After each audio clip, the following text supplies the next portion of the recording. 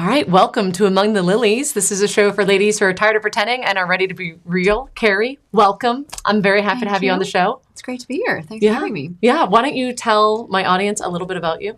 So I'm a mother of 5. I have a PhD in philosophy, and I've written 10 books.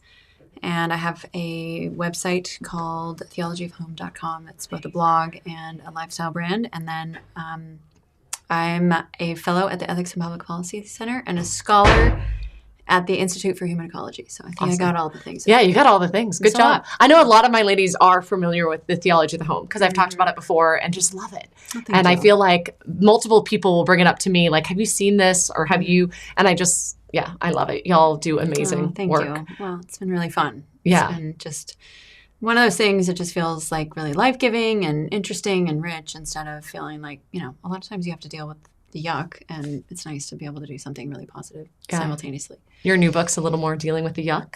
There's a lot of yuck in it. Yeah, do share. Yeah. So I wrote this book called The End of Woman, How Smashing the Patriarchy Has Destroyed Us. And, initially I just thought I was writing kind of a secular book on feminism, similar to my book, The Anti-Mare Exposed, which is much more Catholic audience. And then I started looking back at first wave feminism, and just all of this research that I had never even considered looking into was just abundantly clear that feminism was actually not really a good thing in the first wave. All the problems were really solidified at that point and just exacerbated in the second wave. So did you think, so I'm wondering if we kind of maybe had a similar approach to feminism when someone's like, are you a feminist? Mm-hmm. I would always be like, well, it depends on what you mean by that term. Like, I am very pro-woman. Yes, I am grateful. I could do so many different things. I'm very anti-abortion and very pro-life and pro-family. And so like, if what you're saying by feminism is in line with those things, then yes, I can get behind it. Yeah.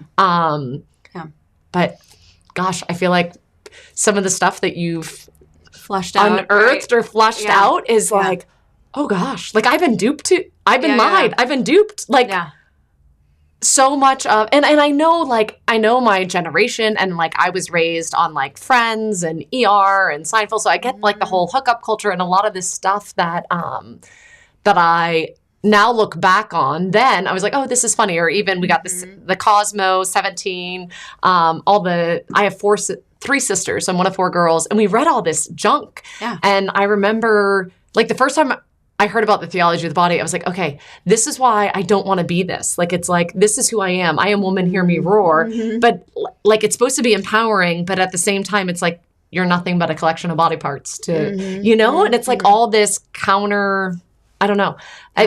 Were you like that kind of more so prior to writing this book or doing your research? Or I think I was probably more like that before I wrote The Anti-Mare Exposed, which that came out 5 or 6 years ago. So when I really started, I mean, I think what hit me between the eyes was looking at women in the culture, especially elite women in the culture, and really realizing like these aren't just like slightly Christian or somewhat Christian that have just sort of slipped away from these, you know, any kind of moral principles, but they're actually, if you look at them, they're actually anti-Marian. Like everything that Our Lady stands for that we can say about her as the model of both the church and as of womanhood, these women are against. And so that really just stuck with me. And of course, I ended up writing that first book.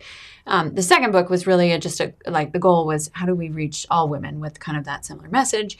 And so I didn't expect to go back to the first wave. So I think I probably, like you, would have just been like, well, if you're very specific about what you mean about feminism, then I might be able to sort of somewhat get on board with it. But I think this just sort of blew it out of the water because I realized feminism from almost the very start just asked the wrong question. Instead of saying, how do we help women be better women, it asks the question, how do we make women more like men?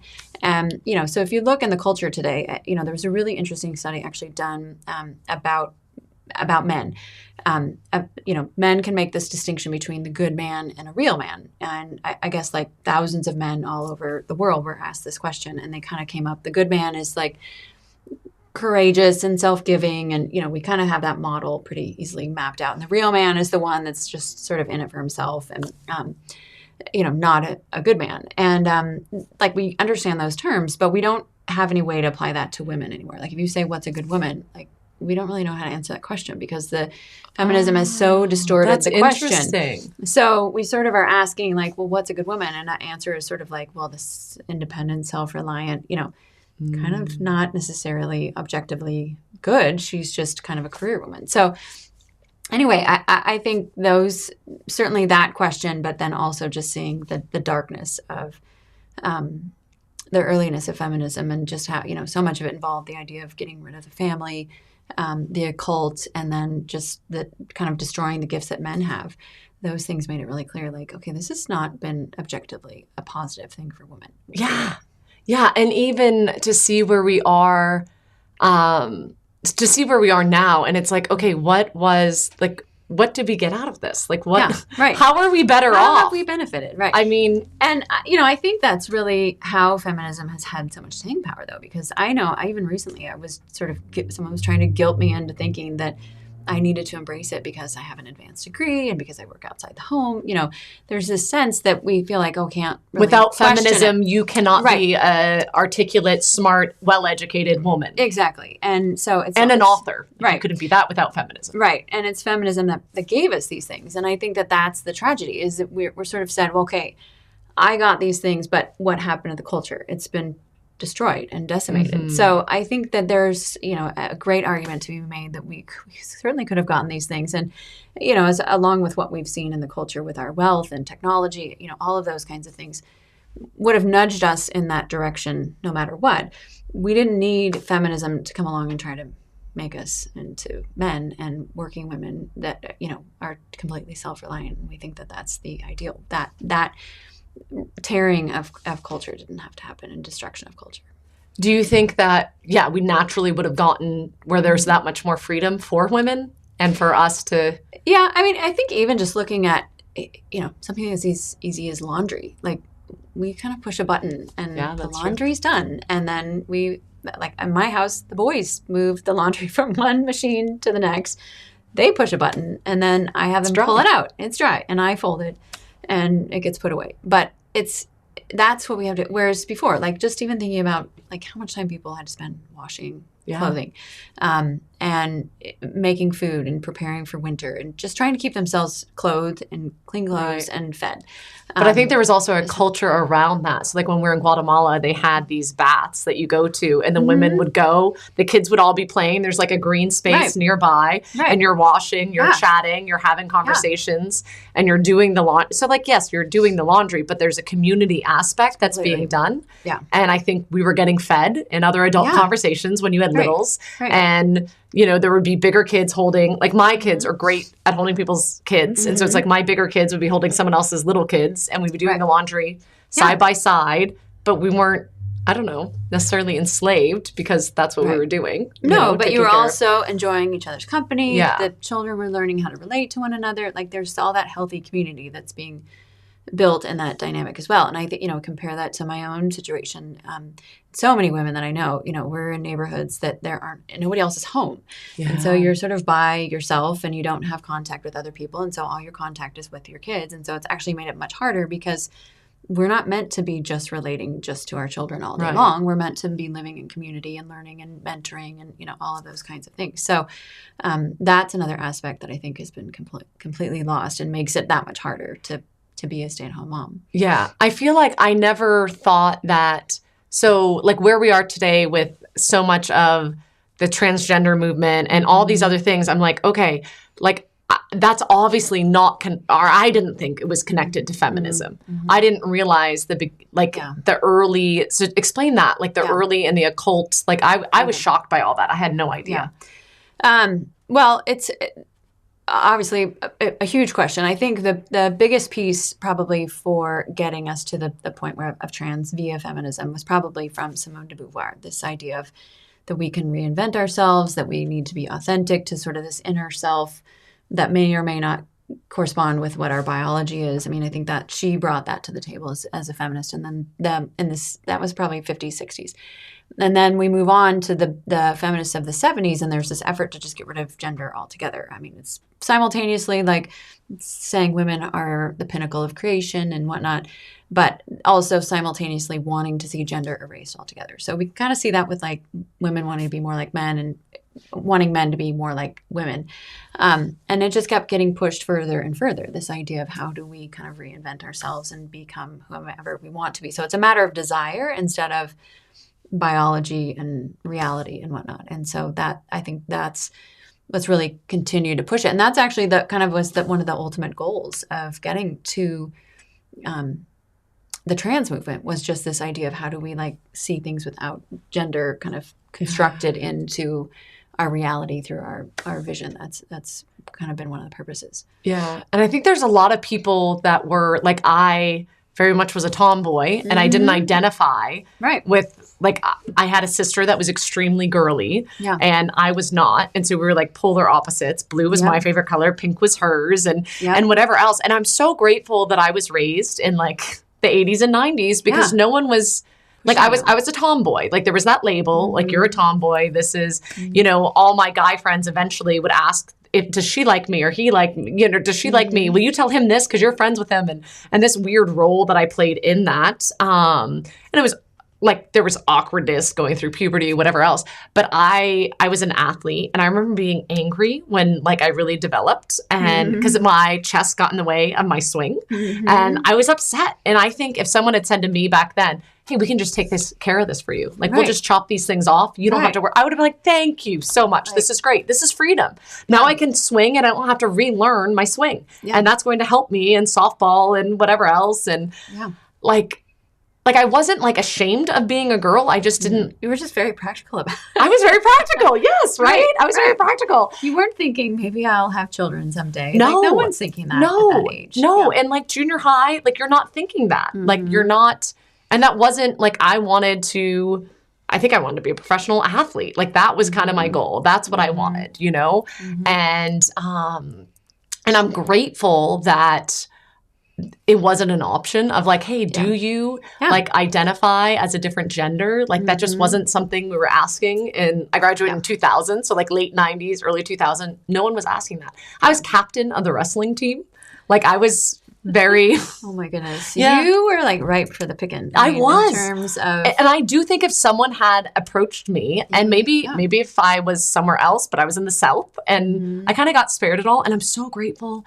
And I don't think I knew that my body was powerful, as in I could turn a guy's head. Like I was aware of that, but I wasn't aware of how amazing and beautiful my body was to give of myself to my husband or my kids. Like I really feel like I embraced I learned so much more about my femininity from being a mom. Yeah. Like having a life grow in me was like the greatest gift, and breastfeeding. Right. Like I am so glad, and I would have been so upset had I traded it in earlier. Yeah, right. And my heart really goes out to girls now that are convinced that they're in the wrong body. They're in the wrong body. And it's like, no, you're still young and you're still growing and your body's changing. And you don't need those parts right now because you don't need other things. Yeah. Right. Yeah. No, it's incredible. And I feel the same way. I played with my brother growing up. I was in Oregon, which feels like one of those states where I would have been targeted younger than now. But I think it's just incredible that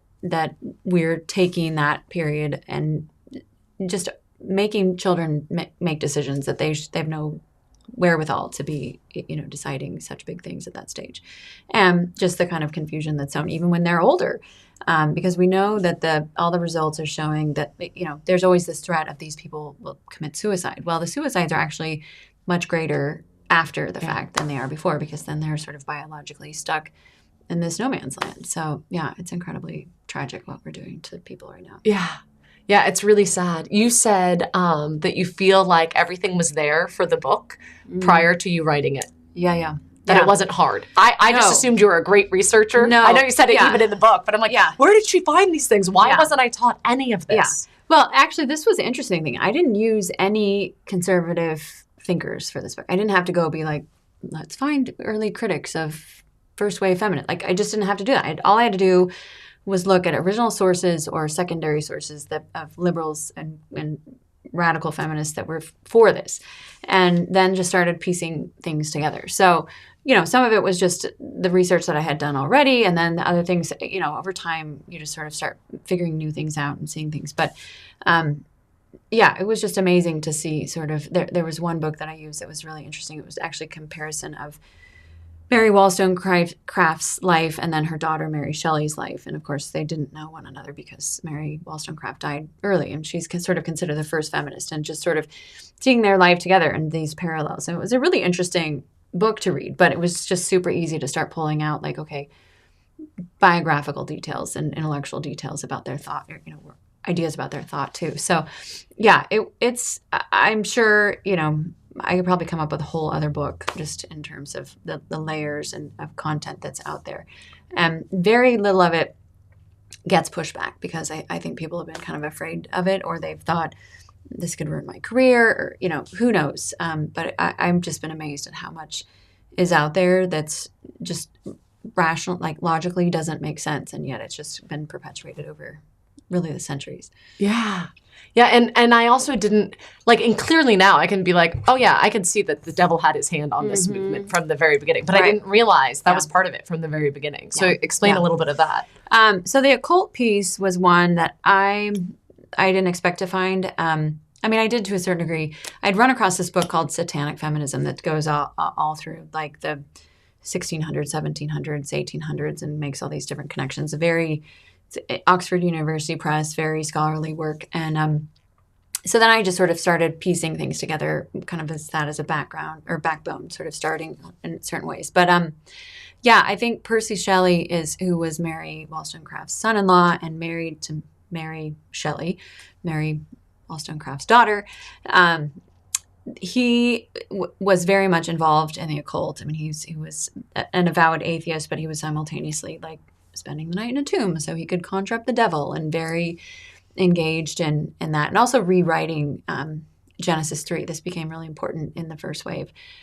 This idea of making, kind of redeeming Eve, like instead of making her... She's a hero. She reached out. She grabbed the fruit. Yeah. Mm-hmm. And she got new knowledge because of it. So anyway, that was kind of the early stuff. And then it just sort of starts like a snowball, getting bigger and bigger and bigger. And then you see, women like Elizabeth Cady Stanton and Susan B. Anthony, who are very involved in seances and mediums and writing. I never knew that either. And I feel like I studied Susan B. Anthony in school. Right. And everything I heard about it was good. That. Yeah, exactly. But I didn't know about the burning of all of her stuff. All of her stuff. One of her biographers burned like 4 days worth of letters and journals and all kinds of things. So there's a lot we don't know. In fact, most of what we do know is like from letters that she sent to other people. So there's just, sort of begs the question, like, what did they burn? What was hiding? And why would a biographer of all people do that? Normally you're like, save everything. Scrap. Yes. Yeah. But that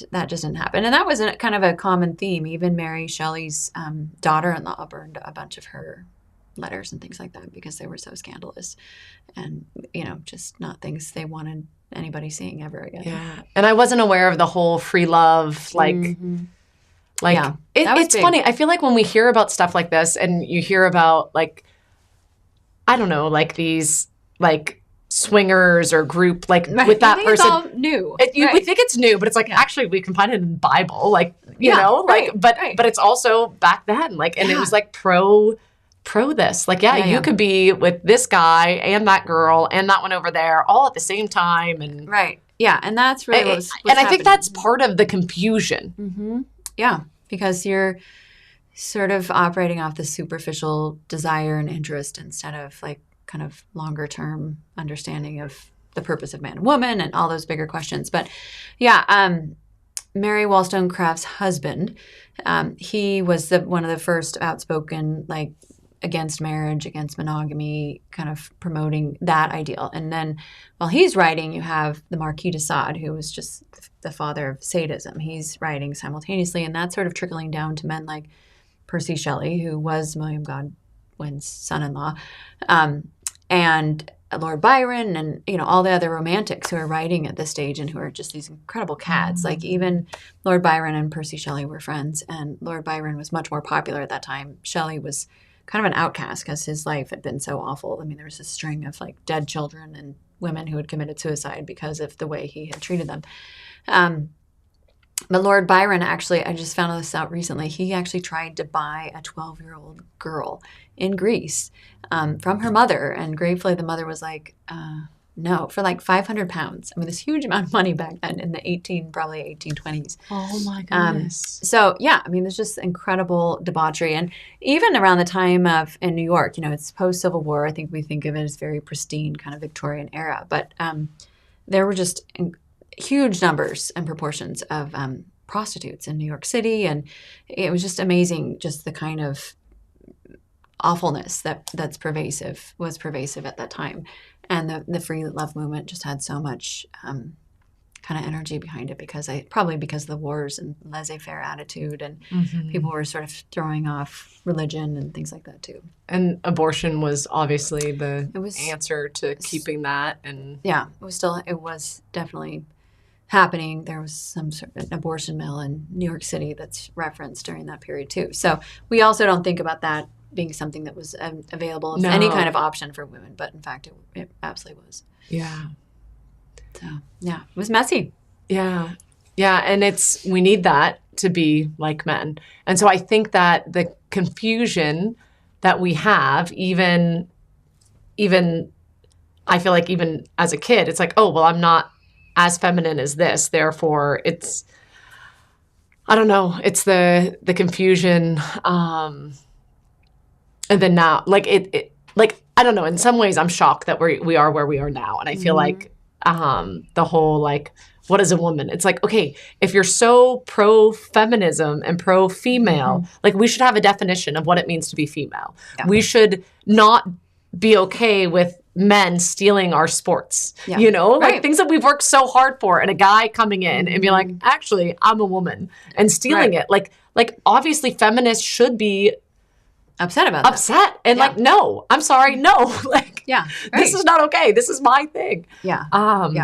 No, it's pretty incredible. And I think that really underscores again, what's been the goal of the movement. The movement is to make women more like men by getting rid of our fertility. I mean, that's at the heart of it, which if you get rid of a woman's fertility, you also get rid of her motherhood. And, I think this is one of the core pieces that this is why women can't define what a woman is, because we don't think of our fertility and our motherhood as central to who we are. And I don't even just mean this biologically. I think psychologically and spiritually, they're huge roles that women have, even if they don't have their own children.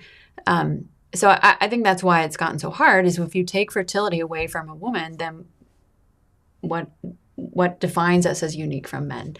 And that's the big question, why we're so in this intellectual lurch about what are we? What are we supposed to do? What are we supposed to be doing? And how are we supposed to be living our lives? And why can't we become like men? And why can't men steal our sports? So other than just sort of feeling like there's some sort of obscure principle that just doesn't feel just. Yeah. I have a lot of young moms that listen and watch. And I've heard from a lot of them, especially ones that are working and had to go back to work when their kids were young. So like dropping that 3-month-old, 2-month-old off and feeling like, what's wrong with me?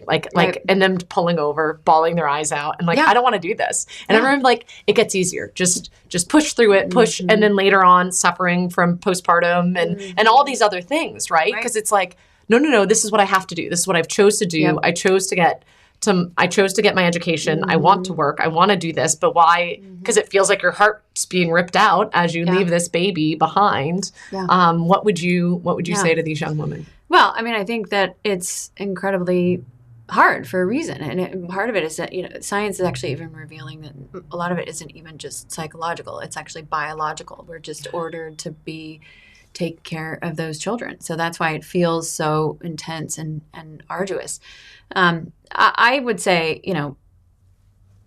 pay attention to that. Like, there's a reason you feel that way. And obviously not everybody can give up their job, but I think that theirs can be a striving and an effort to try and change our situations as such that we can take care of those children, because we know, especially those first 3 years are so critical for the child development and whatnot. So anyway, I simultaneously both completely sympathize, but also feel like, don't shove it down. Listen to it. Exactly. Pay attention to it. Yeah, pay attention. It's there for a reason. Yeah, I think you're right on there. And and unfortunately, in North America, we don't allow for this. At least, that's right. I had my first 2 in Ireland, and I was working. I mean, I was doing youth ministry, so like I worked with my kids, so they came with me to everything I went to. But I think it was 9 months maternity leave. Wow. Which, and then like there was midwives that would come to my house to check on me, and like it just back then.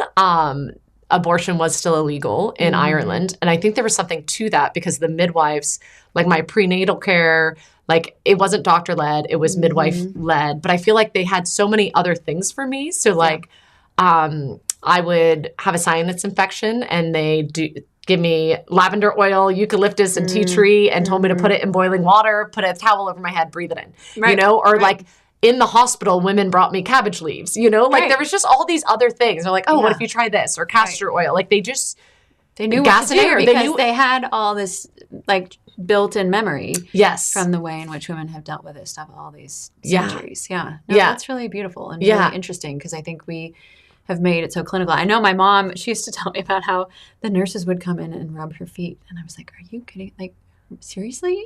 Like, wouldn't that be amazing? I mean, there's some people you wouldn't want touching your feet, but at the same time, just that kind of care for women and that everything has become so sterilized because we've made our fertility such an optional thing instead of actually caring for it in the ordered way. And again, I think that's why we feel so much, feels like there's isolation on like every level from well, this is what you chose.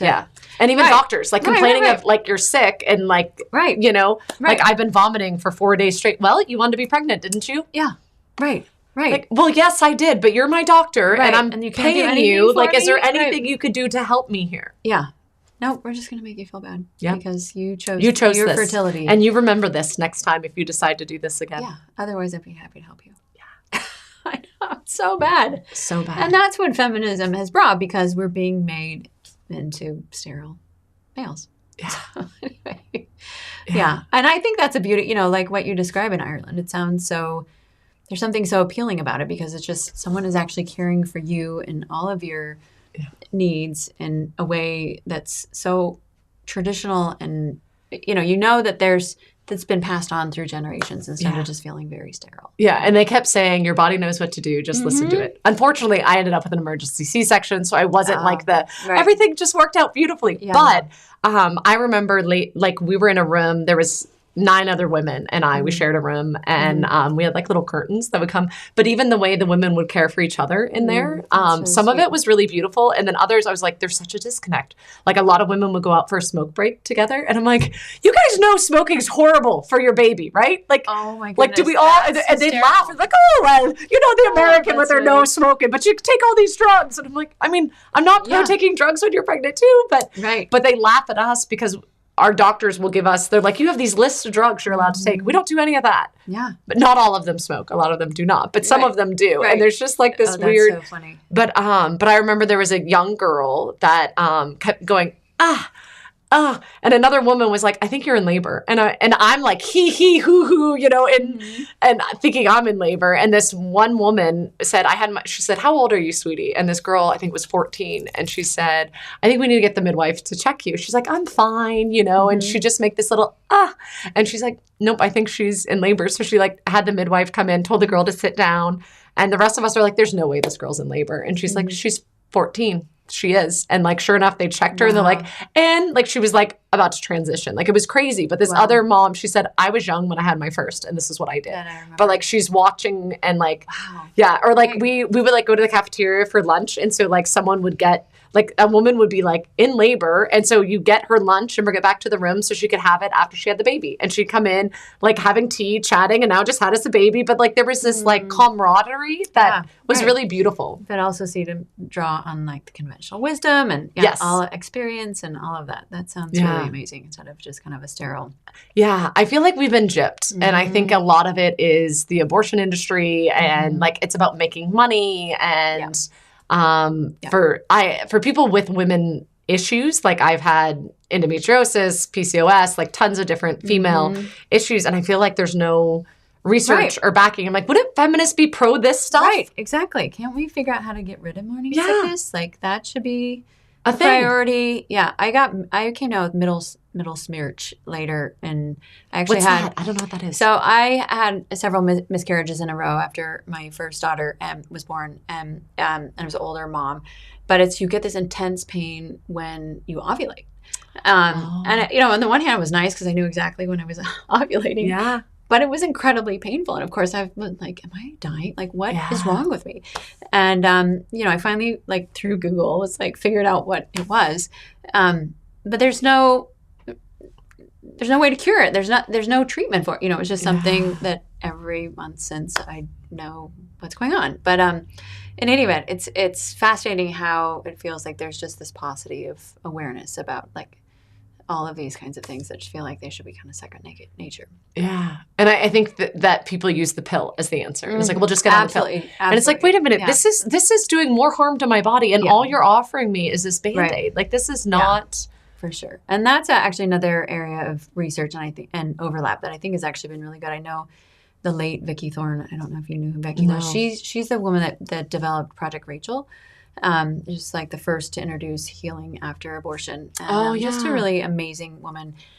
And but she did this conference at Georgetown, actually. She brought together all these scientists and scholars. Some were pro pill in terms of just usage. Others were not. But basically all of them were the pill wasn't made to be used your whole adult life. Right. It was made for short term. And childhood. I was put on it in high school because of my extreme periods. And then they wanted to put me on acne medicine. So I had to be on the pill to be on the acne medicine. Oh my goodness. And so I was young. I was a freshman in high school. Wow.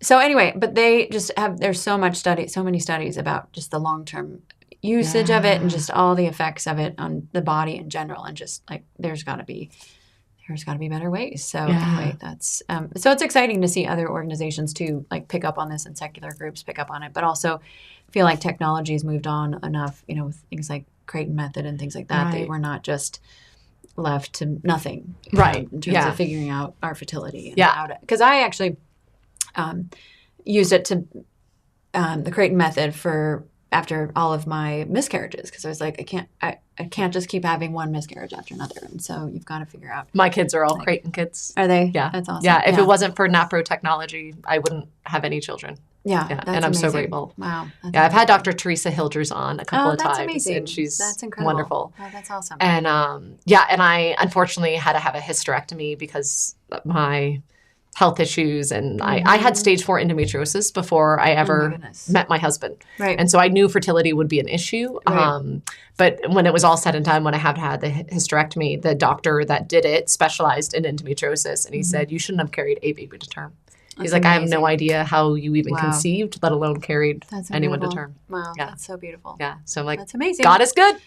God is very good. Yeah. That's incredible. Yeah. So, yeah. Very hopeful. Yeah, yeah. So I am hopeful. And I'm hopeful for that. And I'm thankful for that, one little bit. But I feel like, I don't know, I think that there's a lot of things, we can be abortion's wrong and evil, contraception, all these things. But I don't think, I feel like your book is saying all of this stuff that has gone wrong, where we are today, all of it. And correct me if I'm wrong, but you're saying it's all the same root. Yeah, I think it is. I think it's all the exact same root. And that's just the wrong question. You're always going to get the wrong answer when you're asking the wrong question. The question was, how do we make women more like men? Because the perception was that men's lives were easier. So you can see the push. Margaret Sanger was another incredible piece of it, with the use of birth control and whatnot to get rid of our fertility. So rather than saying, how do we help women be better and healthier as women, the question was, how do we just get rid of fertility altogether? So, yeah, it's amazing when you start seeing it from that perspective. What about groups that say, well, I can be a Christian feminist or something? These people, I would love to know your take on this. Yeah, no, I think it's a hard question. I've come down, I think, pretty solidly on the response that I think the name is so damaged. There's so much awful fruit from it. We've got last year alone, in the worldwide numbers, there were 74 million abortions, roughly, worldwide. God help us. There were roughly 64 million people that died of everything else together. on a national scale. I mean, international scale. So we're actually killing more babies than people are dying from everything. I mean, that's unheard of. Like, even, like, it makes Stalin and Hitler look like nothing. You know, it's just 1 year. Yeah, so evil. It's so evil, and it's so hidden because it's so small. You know, it's all, we don't have bodies piled up in, you know, crematoria and things like that. They're little. So it's a matter of scale, but it's horrendous when you start really seeing it. So I think because of that, because it's asking the wrong question, because of the connection between free love, you know, smashing the patriarchy and the occult, it just feels like, what's good? What's left about it? What you know, if you want to say you're pro-woman, then just say you're pro-woman. Like, we don't need to use this language and try and rehabilitate it, because it's sort of like trying to rehabilitate the Nazis. Like, you wouldn't say, I'm a Catholic Nazi, or I'm a Catholic Marxist, or like, they're just certain things that are absolutely incompatible. And, you know, people will say, well, you know, what about John Paul II or things like that? And I think, you know, he didn't know this stuff. He was, I mean, if anyone, super anti-communist, and would have seen through it had he had the access to, you know, the roots of it and the connections to it. So I think it's just, you know, if people want to still use the term, they have to be absolutely specific about what they mean and distance themselves from all of these other elements of feminism. But that's really hard to do. Like, I think those of us that are trying, I think those that would have said, because I think I would have said in the past, yes, I do identify as this because I am pro-woman. Right. But now, after reading your book, I'm like, oh gosh, no, I'm not. Like, I am pro-woman. Right. I can say that. I definitely am pro-woman.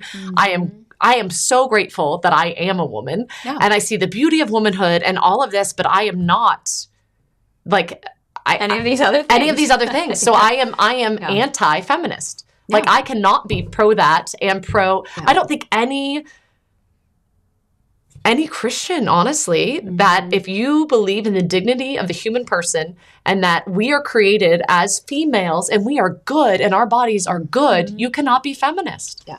And feminism is against us. Yeah. And you want women to flourish and to be happy and healthy. And that's what feminism has not done. I mean, that's the other piece that just doesn't get out there, is just how much women are unhappy now compared to when feminism started. The numbers are just jarring. Everything from depression rates, suicide rates, substance abuse, divorce, you know, STDs, all of these things point to just incredibly unhappy women. And, you know, well, and you can't be happy when you're trying to be someone that you're not. Yeah. When you're lying to yourself, you're lying to everyone else. And if you can't, like, I am so grateful that I was in good communities that were pro-family, and that I did fall in love, and that I did get married, because I don't think I truly knew what it was to be a woman until I was a wife and mother. Yeah. Like, that taught me. Yeah. And I know there's listeners out here who are not married, who will never have children. I think you can know what a woman is without that. But for me, that was my big eye-opening. Well, and some of that was probably because you've never been told to think like a mother before. You've never been told, like, fundamentally at the core of who you are a mother and meant to mother, whether it's biological children or the people around you or students that you teach or colleagues that you work with. You know, that we are meant in every fiber of who we are. And if you have never thought about that until it's like in your arms, you're not going to think about it. And I think that that's what what's been stripped from us, is that capacity to nourish, protect, shelter, mentor others, and help them become better people, and, you know, raise them to be who, or love them in ways that they become who God meant them to be. That's what moms do. My daughter, Kiara, who blow dried the back of your hair and did my makeup today, she was 3 years old when Peter was a baby, and Peter was on a feeding tube, and the priest at Mass, it was Mother's Day, asked all the moms to stand up, and she stood up. And I looked at her and I was like, sweet. Kiara, no, he said the mom stand up. And she looks at me and she's like, hello, I am a mama, baby Peter. Oh, that's so like, come on, woman. Right. Like, who do you think this really baby? Clear. Obviously, I am his mom. And she identified as that, and and she is. She's like such a little mom. Like, she babysits all these kids, and she's always been amazing with babies. Like, and I'm so grateful. Like, it wasn't anything that I taught her. It's just in her. It didn't get stamped out. It didn't get stamped out. Yeah. And like, that is her goal. She's like, when I grow up, I want to be married and I want to have a bunch of kids. I want at least 2 sets of twins, maybe triplets. Like, she just wants she's gonna all figure it out. A herd of kids, That's adorable. And she just, she loves babies. But she has the training to do it too. I mean, I think that was what so many of us just didn't grow up with that. So it just feels very foreign and we just don't know how to do it, until we have to. So that's really, it's beautiful when we can start nurturing that from a young age instead of saying you have to be an astronaut or something that they're not really even interested in, Yeah. So yeah, we've even talked about schooling because we live in a college town, and she's like, well, what could help me in motherhood? And so I have a friend who helps me with all my Lily stuff who's a nurse. And she's like, maybe I'll go into nursing because Miss Christine does that. And she like helps all the moms and her kids. Oh, and so I love that it's like, okay, I can still have, and I've never told her like, you can't be a nurse. You can't, I mean, she could be an astronaut. Like I'm not telling her what she can't do, but it's like, letting her answer these calls. Which you would hope every child does, that you're not going to thwart it because it's somehow politically incorrect. Right. Yeah. So what is, and maybe, like, I feel like what you've done beautifully with this book is said, this is the problem. Yeah. Which is great. Yeah. Do you feel like you have the antidote or the answer? Yeah. I mean, I think it really does, in a lot of respects, come back to that recognition of that we are meant to be mothers, whether it's biological or not. And, pressing into that. We don't really have a grammar for it right now. I mean, it feels sort of awkward even talking about it because we don't know how that looks in our culture because we're so used, again, just being the working woman, producing something, this ideal self-reliant woman. So it's hard for us to even talk about it because the culture has just been so swamped with that one narrative. So, and that's one of the things that Noelle Mering and I have done especially with Theology of Home too. We really focused on that question of, like, how do we help start thinking about ourselves with kind of richer soil than just like simple words, how do we start like reconfiguring this?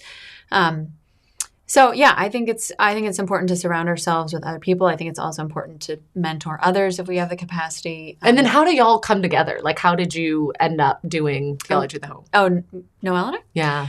Noelle and me, we went to school actually at Steubenville together. We both did our master's degrees here, and there were 3 of us that were called the Philosophy Girls because we were all together and just great friends, and there were very few women in the program.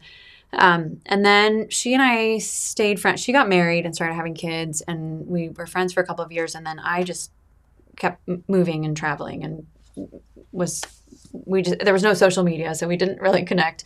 Probably until I finished my dissertation, and then I finally got on social media because I knew I would never finish my doctorate if I was on social media. So we got reconnected through that, and then it was just kind of one thing led to another. And so yeah, she actually had never written an article before, and I had this blog called My Favorite Catholic Things that I had started because there were so many fun things that I was like, I just want to write about these things. Like, I've been doing all this serious stuff. Let me just do something kind of fun. Have a fun outlet. Yeah. So I said, would you write an article for me? And she was like, sure. So she wrote one, and then another, and then I think she wrote one for the National Catholic Register, and then she wrote another one. I don't remember for who it was.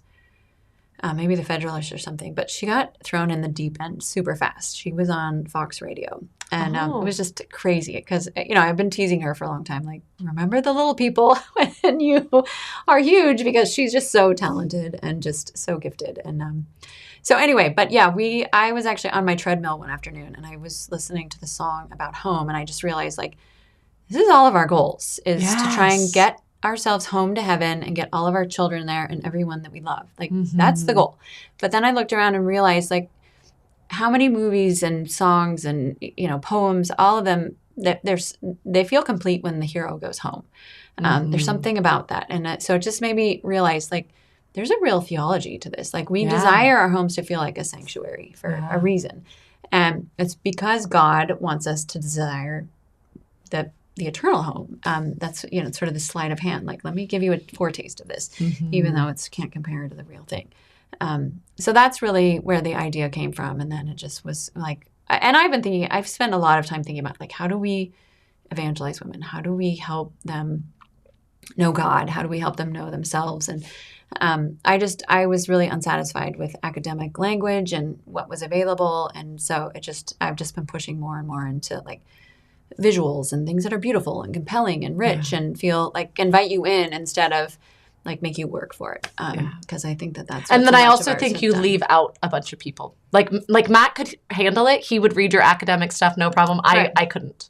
Unless he reads it and then translate for me, then I'm like, okay, now I can follow. Like I'm not I'm not dumb, but I'm not a Well, and I think that's it. Is it's a whole language upon itself. I mean, I remember especially when I started my master's degree, just figuring out like, okay, that word means that here, but it means something else here, and it means something else here. Like trying to figure that out, and that's a real piece of academic work is figuring out like what do they mean by this word here, and it's not the same of what this person meant by it. You know, Aristotle didn't use it this way, and Aquinas uses it differently. Like all of that, and I think that's just not like no one wants to work that hard to just read something that's compelling and beautiful and kind of life changing. Let alone anyone that's like breastfeeding a baby and their brain cells. I remember we were good friends with the Horns back in the day before they had kids. And I remember Trent would talk to me about something.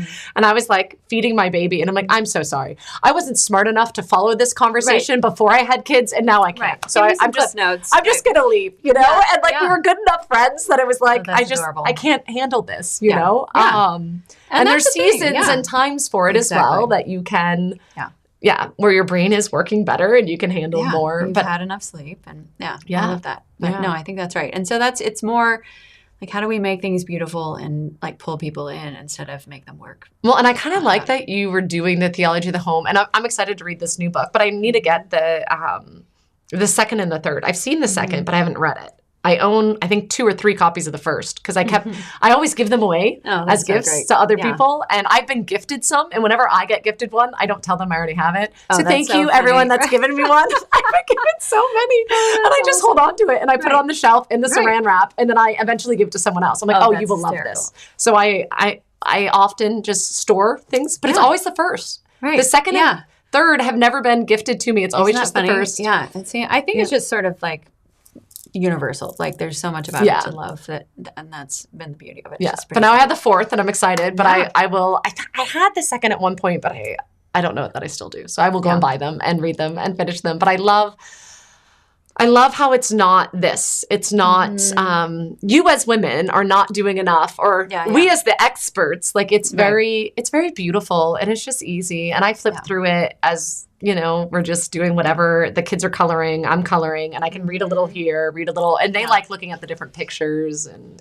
it's beautiful. Well, thank you. And I think that's, you know, very intentional too. I don't think any of us respond well to being, finger wagging and feeling like we're being chastised or whatever. Like it feels a lot better to just be pulled into something and realize like, this is actually all really beautiful and compelling. And to see people that are doing it, some of the images we talk about them being the forbidden images because it shows, you know, pregnant women and dads who are competent and love their kids and aren't idiots and, you know, all of that kind of thing. So it's been really fun to sort of think through, like, what are the messages that the culture is sending and how do we combat that with something really beautiful? Well, in some ways, the Theology of the Home is the antidote to the feminism. Yeah.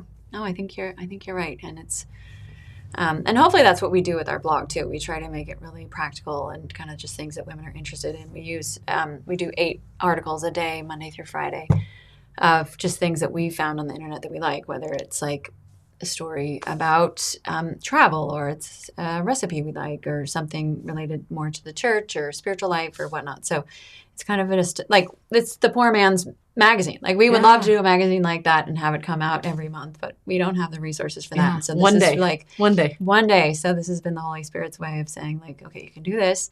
And we've been adding actually a lot of original content, especially in the last year. We've got Emily Malloy, who wrote the book Theology of Home 4, Arranging the Seasons is what that one's called. And that's just amazing with flowers and whatnot. So she's our food and floral kind of cultural editor, sort of very like Martha Stewart-y. She's just so talented.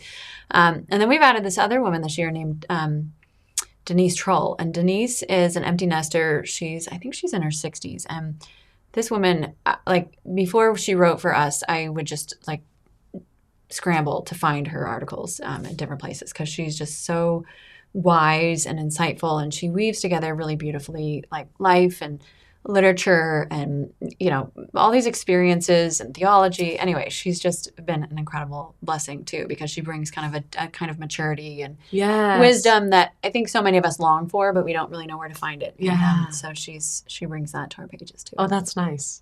Yeah, she's been a lot of fun. Very good. I'll have to look up some of her articles. You will. Yeah. She's got some that will just make you weep, and others you're just sort of left in awe and wonder, and just beautiful reflections on the saints. And yeah, she's just we're feeling really blessed by both these women. Yeah, I feel like it's the people I need in my life. The women, I'm very blessed with so many amazing, beautiful friends, and have gone I have so many friends that are in that next stage or the next, or even like a friend of mine, Kiara's godmother's son just got married, and she got married young, and her husband got married young. Her son's gotten married young, and they just kind of have everything figured out. And I think it's because they haven't. It's like this little Catholic college in Canada, Mary Seat of Wisdom College, and it's just small, and the girl that she's married is from a large family as well, that he's married. She's from a large family as well. They're just large Catholic families that have the first things first and their priorities. And even when they got engaged, I know that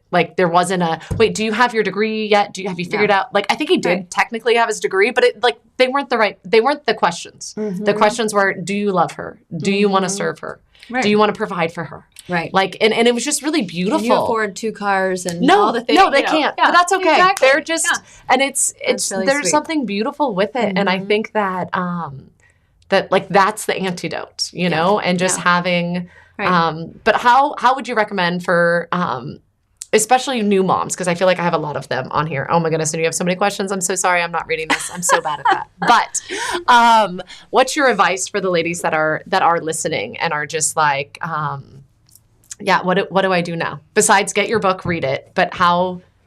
Can't read my blog. I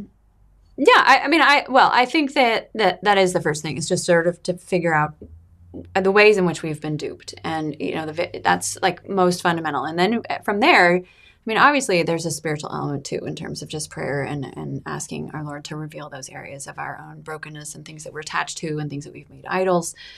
I think that's really important too. I think that there's also, one of the things that almost all of us have to deal with is just how do we relate to men, because we've been lied to about our relationship with them, and been kind of in this schizophrenic dynamic where we're like, I hate you, but I want to be like you, but I need you, but I hate you. Right, and you need to become like me, and everything's work out if you would change, and all that sort of weird brokenness, and envy and narcissism and selfishness. I think that's obviously a key area that all of us. I know I've done a lot of it, just sort of fleshing that out, and figuring out what's good and what's bad, and really start paying attention to the gifts that men have and that they bring to us as women and our families and in the culture, and even recognizing the ways in which we're trying to control things too, because I think that's a key piece. Feminism is about power and control, and you can see that across the board among the elite women in our culture, and the ways it's grasping. And we know that's not really God's plan for our life. And so I think that's another area that we have to really scour and sort of figure out, in what ways, how can I do this better? And surrender. Yeah, it's that simple. Yeah. I wish it was that simple. Well, conceptually it's simple, but doing it, you're exactly right. It's really, really challenging. But that's the nice thing, is we don't have to do it by ourselves. We don't have to be the self-reliant woman. Yeah. So I went to confession this weekend on Sunday, and that was a big part of it, was control and trying to let go, and it was a Byzantine liturgy, and so I'm looking at a big Jesus, and this priest was so beautiful. He's married, he's a dad, he has kids, kind of all the same ages as mine, and just what he said was it's not as hard as you think it is, Cameron. You're making it harder. Just breathe, one breath at a time, and there's the Jesus prayer. So you breathe in, Jesus Christ, Son of God, have mercy on me, a sinner, and you breathe out the same. And then I have a sister who's has her cancer's gone to her brain, and so I've been praying for her. And so when you're interceding for someone else, you do the same thing, but it's Jesus Christ, Son of God, have mercy on your handmaid Meredith. So that's been my prayer. Beautiful. And I love that. And even on my handmaid Carrie, we're his precious, beautiful handmaid, right? But through that, he's just focus on breathing, and then just the next thing. That's awesome. And so it's not about, because I think sometimes I get upset at myself and I look at the big picture and I'm like, I'm not letting control of all of this. And the Lord's like, it's okay. Just this one little thing. Yeah. So like just this one little thing, just the next step, like breathe, pray, and then let go of that one thing. And I'm trying to do that and being mindful of that. And like if I'm breathing in the world and taking in all these toxins and everything that they're telling me, and if I'm breathing that in and I'm getting anxious and angry and all of this, then I can't surrender, because it's like, well, no, because the guys are evil and bad and wrong and whatever else. But also women are too. It's like, no, I want to stab that one in the back and I've got to be ahead of you. And like, there's so... Let me pull the knife out of my back. Yes, let me pull this out and stab you. And so I feel like it comes back to breathing, like the deep breaths, saying the Jesus prayer or whatever, some type of, and then surrendering like one thing at a time. Like, Jesus, you've got this. Like, you take care of everything. Well, and the beauty of that too, I think, obviously in its simplicity, but is also just that clearness of what your identity is as the daughter of God the Father, instead of it being all these complex and complicated things that we try and make it be, I think, in our daily lives and, what the world's telling us. So that's beautiful. Yeah. Love it. Well, thank you. Thank you very much. I know you've had such a long day. It's been You're great. amazing. No, it's been really fun. So everybody can find you on theologyofthehome.com. Theology of Home. No second the. So just kidding. Theologyofhome.com. Theologyofhome.com. Yeah, that's the best place. And my articles are available at carriegress.com also. So if people want to read years of content, it's all there. Okay, great. Thank you so much. And thank you for just your yes and your willingness to thank you. Kind of sign your name to something that's so I really do think that this book is going to be a turning point. Like, just as Matt Walsh signed his name to the movie, What is a Woman? Now you have done it in the book form and really unrooted a lot of evil and junk. A lot of junk. A lot of junk. Yeah, let's get rid of that. Thank you for being willing to do that. Like, the junk was already there, but unless we expose it and now we can look at the fruits, like if it bears bad fruit, it is. Yeah.